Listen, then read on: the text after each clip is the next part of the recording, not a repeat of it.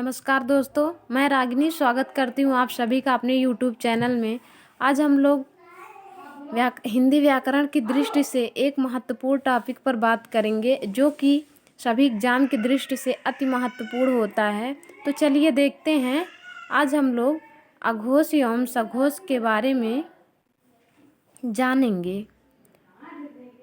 सबसे पहले अघोष क्या होता है इसको जान लेते हैं।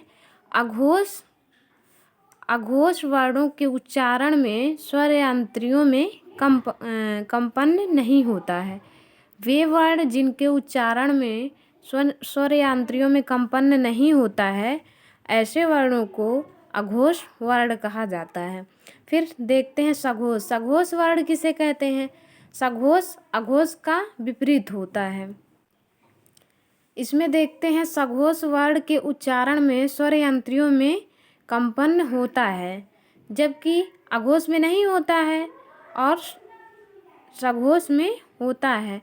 अर्थात हम कह सकते हैं कि वे वर्ण जिनके उच्चारण में स्वरयंत्रियों में कंपन होता है, ऐसे वर्णों को सघोष वर्ण कहा जाता है। चलिए देखते हैं, आगे देखते हैं सघोष वर्ण और अघोष वर्ण का वर्गीकरण। तो सघोष वर्ण वर्गीय व्यंजन का पहला व दूसरा वर्ण सघोष वर्ण कहलाता है, अघोष वर्ण कहलाता है। वर्गीय व्यंजनों का पहला व दूसरा वर्ण अघोष होता है, जबकि वर्गीय व्यंजन का तीसरा, चौथा, पांचवा वर्ण सघोष होता है। इसको हम लोग ट्रिक के माध्यम से समझते हैं अघोष को। जैसे आ छोटा आ वो नंबर 1 वर्णमाला में भी नंबर 1 पे आता है, तो इसको हम लोग 1 नंबर से जान लेंगे। और दूसरा नंबर 2 घा जैसे घा 2 शब्दों से मिलकर बना है, घा और ओ, घो जो है 2 शब्दों से मिलकर बना, घा और ओ, तो घो बना है। तो नंबर 1 नंबर 2 इससे हम लोग जान लेंगे कि वर्णमाला का नंबर 1 से का वर्णमाला का पहला अक्षर और दूसरा अक्षर अघोष। इसके अलावा जो इसमें सा लगा है, इस सा से तीनों सा, मूर्धन्य सा, तालव्य सा और दंत सा, इन तीनों सा को जान लेंगे। तो चलिए देखते हैं वर्गीकरण। और इसके अलावा जो कुछ भी बच गया उसको हम लोग सघोष होता है। इसमें देखते हैं अघोष में पहला वर्णमाला का पहला अक्षर, वर्णमाला व्यंजन का पहला अक्षर का और खा, का वर्ग का का और खा, ये अघोष है। जबकि गा, घा, अंगा तीसरा, चौथा, पांचवा अक्षर जो है ये सघोष है। इसी प्रकार चा वर्ग में चा, छा, ये अघोष है। जा, झा, इया सघोष है। और टा, ठा अघोष है। और डा, ढा, अड़ा सघोष है। ता वर्ग में ता, था, अघोष है, जबकि दा, धा, ना सघोष है। पा, फा, पा वर्ग में पा, फा अघोष है। बा, भा, मा सघोष है। तीसरा, चौथा, पांचवा अक्षर सघोष है। और इसी प्रकार हमने ट्रिक में देखा कि पहला दूसरा अक्षर और इसके अलावा सा, तीनों सा, तो ये जो है अघोष है।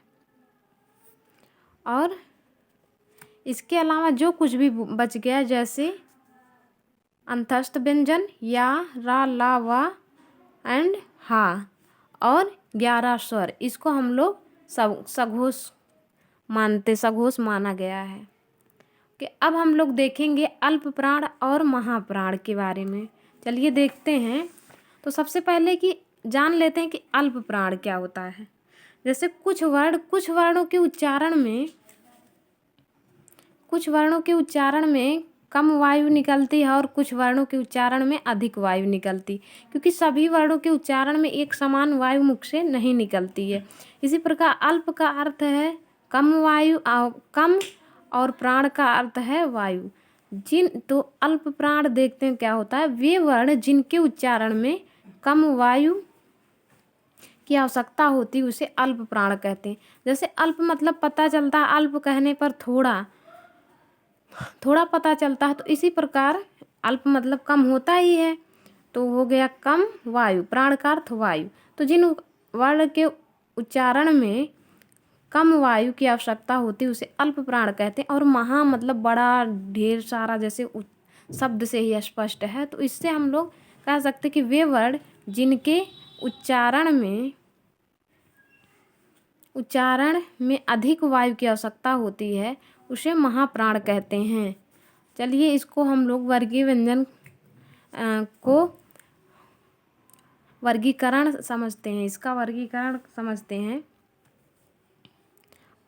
पहले अल्प प्राण फिर महाप्राण।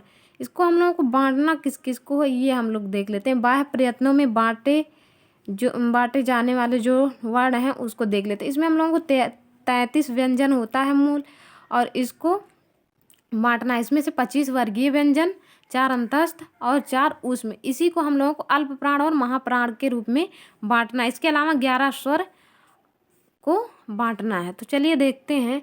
इसमें नंबर 1, नंबर 3 और 5 का वर्ग में, जैसे का वर्ग हम लोग लेते हैं तो इसमें जो पहला वर्ड होगा, तीसरा वर्ड होगा और 5वां वर्ड होगा, इसको हम लोग अल्प प्राण में रखेंगे क्योंकि इनके उच्चारण